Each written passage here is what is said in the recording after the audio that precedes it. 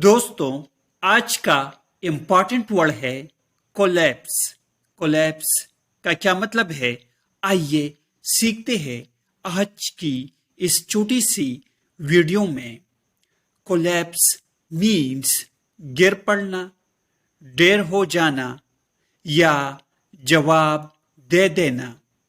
आइए इस वर्ड को सेंटेंसेस में इस्तेमाल करते हैं।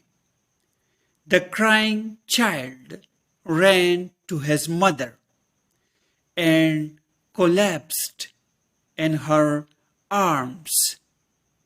रोता हुआ बच्चा अपनी माँ के पास भागा और इसके बाहों में गिर गया।